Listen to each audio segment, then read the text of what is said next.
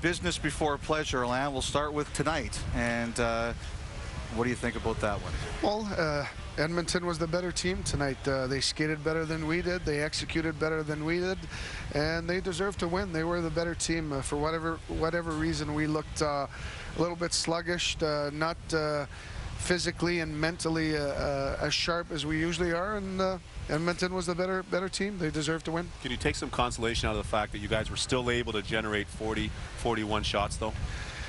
Not really. I mean, you know, we got beat by a team tonight that was obviously motivated and executed their game plan and played hard. And you know, in an 82-game schedule, you can't say that that's going to happen, and you're going to have some off nights. And tonight, obviously, not taking anything away from Edmonton, but we weren't as good as we've been in the past. Yesterday, in your off-day media conference, I loved your response to this. I think I've heard through the grapevine that the percentage of the guys that have won the President Cup, that have gone on to win the Stanley Cup, is about 30%. Yeah, 7 of 24. I don't mind those odds. So you think that? Yeah, I thought that was... And I don't. I thought that was fantastic. Yeah. Considering that you've got 16 really good teams going into the playoffs, if one of those teams have got 30% chance of winning the Stanley Cup, then I'll take those odds. You know, it's funny. Caribou Lou, a Canucks fan, had tweeted, "Will Henrik touch the President's Trophy or wait for Lord Stanley? What is their opinion on that superstition?" Jeez, I couldn't tell you. Don't care? Don't care. Haven't asked the players. You know, our focus obviously right now is on our next game and finishing the season properly, and then our focus is going to shift to our first round opponent. And you know, it's such a competitive league. It's so challenging night in and night out that to win you have to be at your best, and you have to have all facets of your game clicking, and that's what we're going to try and do come playoff time. Here is the #1 question on all Canucks fans' minds via Twitter from the boss, Ali. Not necessarily your boss, maybe his own. Is anything less than winning the Stanley Cup this year considered a shortcoming? Well, when we started this season, we had set a few goals to our group. You know, obviously we wanted to eliminate 7 teams from our conference to get into the playoffs. Once we had done that, we wanted to try and finish first in our division, first in our conference, and if we had the opportunity, first in the league.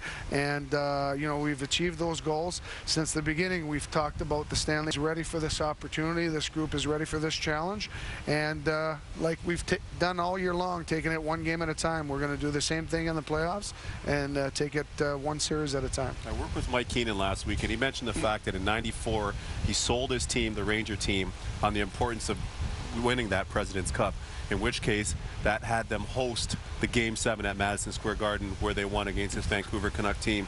Is that something that you kind of think about in the back of your mind for having that home ice advantage? Well, I mentioned this, I don't know if it was yesterday at the press conference, but I said when you have home ice advantage, you say it's important, and when you don't, you say it's not that big of a deal. Yeah, that's a good point. So, you know, obviously we're have been supporting this team, not just this year, but for 40 plus. So we feel that we're due.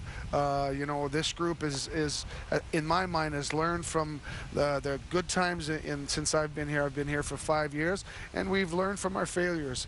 This is a hard-working group that prepares themselves, and I think we're ready to put it all together.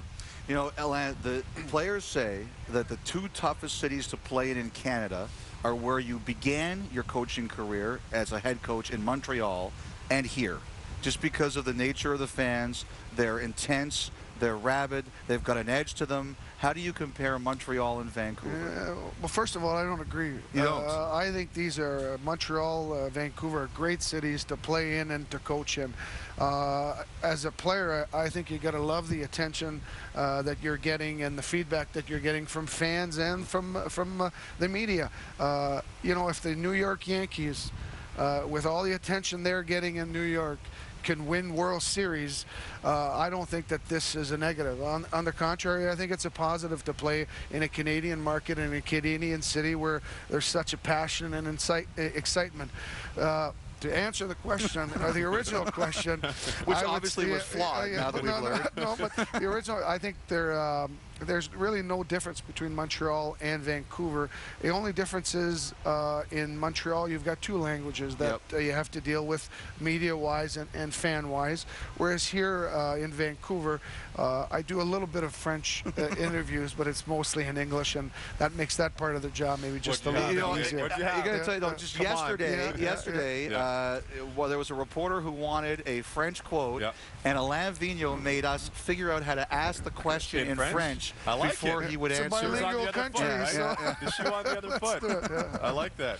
Alain, you made a point to us though this morning in our brief meeting with you that you talked about the leadership group and basically how Roberto Luongo and both Daniel and Henrik are two of the hardest working players on the team, and they help to cultivate the culture. Maybe you can explain that to the fans a little bit. Well, I just feel that when your best players are your hardest working players, and without naming all of, I think, our good players that we have here in Vancouver, they're all hard-working people that really prepare themselves. Well, anybody coming into our environment, into our culture, if they want to get along, they've got to work hard and they've got to prepare themselves. And we've got great guys that here that show the right example. I really believe that we're all ready for this opportunity that's coming forward here, and we're looking forward to it. I had an email, a Twitter question tonight, and I'm sorry, I apologize to the person. I can't find it, but it was a good question. Tonight was game number 23 for Corey Schneider. To qualify for the Jennings, he's got to play 25 games. You've got 3 games left. Does that mean anything to you? Wasn't aware of that, but obviously we have a plan here of moving forward. What we're going to do with our goaltenders. I can tell you that the next game that we're playing, Roberto's playing. Okay. That's what I'm going to share with you. Cuts down his odds. Yeah, right? Yeah. Okay. You guys have created, a culture here in Vancouver where you have a very pro-player atmosphere, and a lot of the guys that I've talked in the locker room say that. Is that something that you guys have been conscious of, not only as a coaching staff, but also as a management team?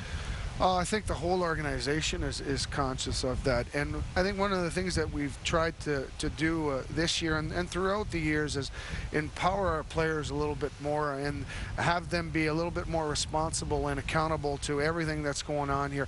We've got great players that have got a lot of experience and I think know what's right and wrong, and when you've got that type of people that are in your group, you've got to use them, and that's what we're trying to do with this group. Are you guys doing the same thing in Manitoba with a lot of the young players, because you guys certainly have had to go to them with the injuries, especially on defense? Well, we're the team this year that has used the most players in the league.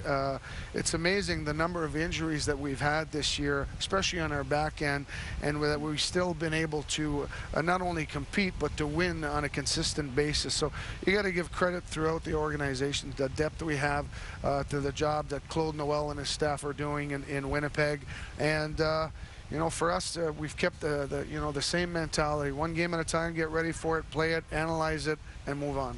All right, Brent from Kitimat, BC, with an email question. It is to you, including yourself.